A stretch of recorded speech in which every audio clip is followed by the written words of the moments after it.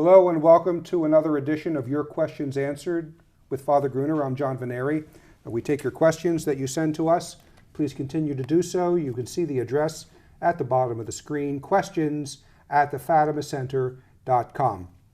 In the previous program, we were dealing with this constant accusation that comes your way, claiming that you're suspended, and you were talking about the fact that the Vatican gives you a hard time because it doesn't like what you say regarding the message of Fatima, even though what you're saying is the message of Fatima. Yes. So they don't like the message of Fatima, the people who are against you. And secondly, that they told you to find another bishop to get incoordinated. You found 3 bishops, I understand. Actually more, but 3. Yeah, and each time the Vatican contacted the bishop and said, don't incoordinate Father Gruner, and at least one of them, they said, or we won't give you any more money to help your diocese, and then turned around to you and said, you didn't find a bishop, you're disobedient. Yes. So that's where we left off in the last program. Well, you see, as I said, there's actually thousands of pages of legal stuff on this and related matters. So it's hard to summarize it, but basically, there's a very simple principle. First of all, I think a lot of people are under the impression that the law is whatever the legislator says the law is.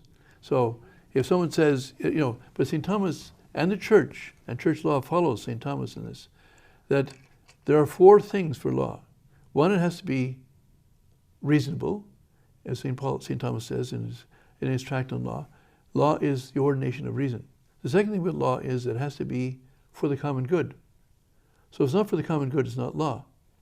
The third thing it has to be promulgated, and that, of course, everyone understands in today's legal society that it has to be promulgated. And fourth, the person has to have the authority to promulgate. Okay, so now, but if it lacks for reasonableness or for the common good, it's not law. Yeah, a quick example, easy example is legalized abortion. Yes. Okay, it's not legal. No. It's called legal, but it's not because it's missing it. It's not a principle of reason, and it's not for the common good. That's correct. That's correct. So even though some legislators have made some statements about it, they have to answer to God for it, and they'll go to hell for it if they voted for it, or even if they didn't fight against it sufficiently, they'll be held accountable for it. We have Leo XIII saying the same thing, and you have Pius XI saying the same very thing. Clearly, if it's against God's law, it is not a law. But anyway, yeah, exactly. So in turn, so in this case, we're having, first of all, and the second principle of law that the Vatican upholds and says is that everyone has a right to his good reputation unless he's committed a crime. Okay, so now, when they're talking about a crime, they're not talking about bank robbery, they're talking about an ecclesiastical crime. Mm-hmm. Now, I'm saying bank robbery couldn't be an ecclesiastical crime, but we're talking about an ecclesiastical crime. So, so in this case, a crime has to be against the right order of things that God intends, and what the Church's law.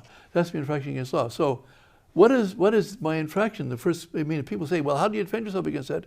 I say, you just have to very simply ask them, what did Father Gruner do? Well, he didn't get incarnated, but he did. So if he's not disobeyed, then he hasn't broken a law, he hasn't broken a command, then he can't be suspended, because you can't be penalized, and suspension is a penalization, unless you committed some crime. I've not disobeyed because I found a bishop. I didn't find one, as you say, I found 3. I found actually more than 3, but since the order was given, I found 3. Now, and one of them put it in writing, the second one told me verbally, and the third one carried it through and endorsed it even after he was pressured by the Vatican not to. So I've obeyed. So if I've not done anything wrong, they cannot suspend me. It's not just the person saying, I'm the boss, you're suspended. They can't do that. And they know that. Just the way a policeman just can't walk up to someone on the street and say, I don't like the way you look, so I'm going to arrest you. That's right. Yeah, you have to have grounds for. That's right. And in turn, the policeman is only the first line. Then you go before the judge. Now the secretary of the Signatura said to my lawyer, I had 2 lawyers on the case, but said to my official lawyer, the one that's pleading the case he said, you show me the document that incarnates Father Gruner in Hyderabad, and your case is over. We sent it to him. The case is over. And I have the filing, I have the date with his signature on it. They received the document. and the proof of it. And so, but now after that, it must have pressured him to resign. let's go to another secretary.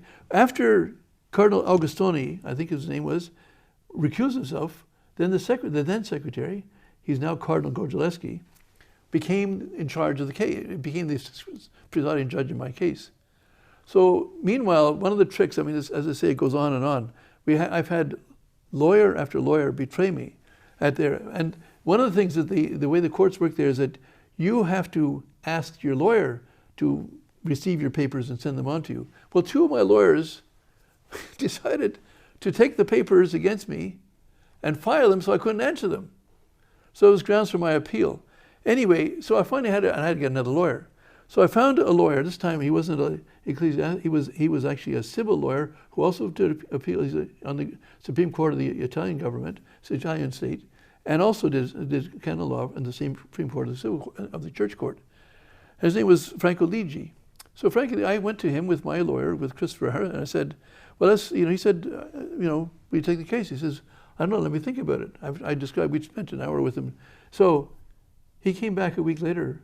We waited for him, actually, and he charged me $1,000 or euros or whatever it was at the time. It was significant for an hour's talk with him. But he said, well, I went to meet Archbishop Gorgolewski. He's now Cardinal Gorgolewski. And Zenon Gorgolewski said to him, don't take the case. He says, why not? He says, it's not about Father Gruner's incarnation. It's about what he says. So here you have the inside track is, inside the courtroom, they're putting up this business about me not properly being incarnated or not obeying incarnation. It's not about that at all. It's about what I say. Except they cannot take me on what I say because what I'm saying is the truth. And what I'm saying is repeating the message of Fatima, and I've defended myself every inch of the way on that. They finally tried to attack me once on that. I answered them 80 pages, and that was it. They didn't answer me that. And then they put out this false decree. Well, I remember, I didn't hear this when Mary Sidora, God rest her soul, told the story, that you were at a rosary rally, I think it was in Ireland, and someone stood up and said, Father Gruner, I've got a letter saying that you're suspended. And Father Gruner said to him in the audience, well, you're very fortunate because I've never received such a letter. Yeah. So this is how it's working. I think we could do one more program on this, tying in the Vatican's reaction to Fatima, the Third Secret, the consecration of Russia, and Father Gruner, because it's kind of all one package. Well, ultimately, since they can't attack the message I'm giving, they're attacking the messenger. Yes, okay. So that's what we'll talk about in the next program. See you then.